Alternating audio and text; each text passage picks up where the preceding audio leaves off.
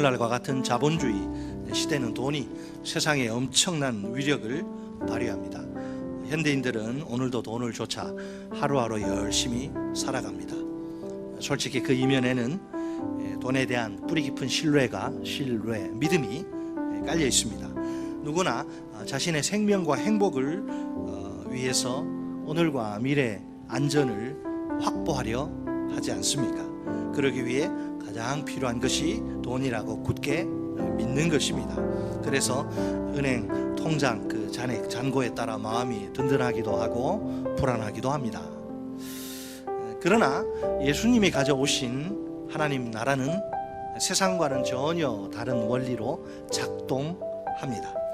그렇다면 하나님의 통치를 받는 우리 제자들은 세상 사람들과 달라야 마땅합니다. 재물에 대한 태도에 혁명적인 변화가 일어나야 한다는 것이 오늘 본문의 포인트, 핵심입니다.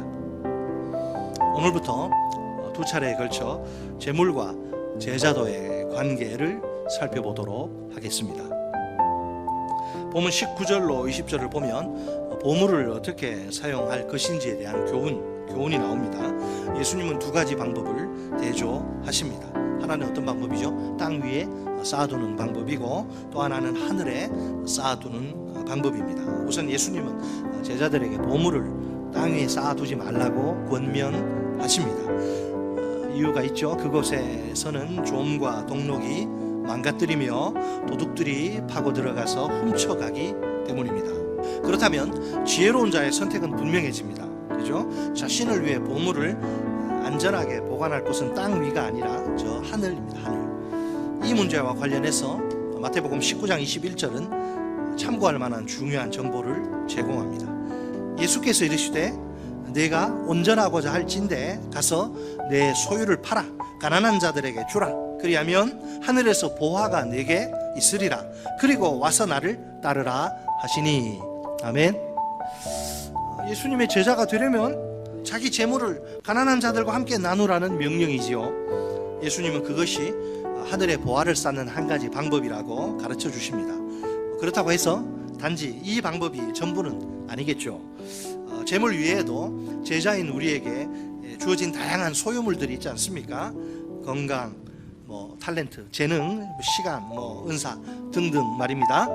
그것들을 그 참된 소유주이신 하나님의 뜻대로 사용하기만 하면 됩니다. 솔직히 말해, 내게 있는 재물의 진정한 소유주는 누구일까요? 내가 직장에서 열심히 일해 받는 월급 누구 겁니까? 그렇게 내가 돈을 벌 수 있도록 건강과 시간과 직장을 주신 분이 누구신데요? 하나님이 이 모든 환경을 마련해 주셔서 내가 돈을 번 것입니다. 어느 것 한 가지라도 하나님이 허락하시지 않으면 월급을 구경할 수 없습니다. 직장과 시간은 준비되었는데 건강이 따라주지 못하면 어떨까요? 일을 할 수가 없어요. 건강이 이러면 돈을 벌 수 없습니다. 건강과 시간은 준비되었는데 직장이 없으면 또 어떨까요? 갈 데가 있어야지. 역시 일을 할 수가 없으니 돈을 벌 수도 없습니다. 그러니 재물은 내 소유가 아니라 하나님의 소유입니다. 따라서 재물은 그 진짜 소유주이신 하나님의 뜻대로 사용해야 마땅합니다. 그것이 보물을 땅이 아니라 하늘에 쌓아두는 방법입니다. 사실 내게는 재물을 내 마음대로 내 뜻대로 사용할 권한이 없습니다. 하나님이 주신 재물을 하나님과 이웃을 사랑하고 섬기는 데 사용해야 합니다. 오늘 예수님이 제자인 우리에게 보물을 땅이 아니라 하늘에 쌓으라고 명령하십니다. 하나님과 재물을 겸하여 섬길 수 없으니 하나님을 주인으로 섬기라고 요구하십니다. 첫째, 우리가 보물을 땅이 아니라 하늘에 쌓아둡시다. 재물에 대한 하나님의 뜻을 깊이 생각하고 그분의 뜻에 따라 사용합시다. 자신과 가족들만을 위해서가 아니라 하나님과 어려운 이웃을 위해 사용합시다. 지금 내가 재물을 드려야 할 하나님의 필요, 교회의 필요는 무엇입니까? 이 시간 내가 재물로 섬겨야 할 힘든 이웃의 필요는 또 무엇입니까? 둘째, 우리가 재물이 아니라 하나님을 섬깁시다. 재물은 우상이요, 하나님은 최고의 헌신을 보이신 최고의 주인이십니다. 우상인 재물의 달콤한 유혹에 절대로 속아 넘어가지 맙시다.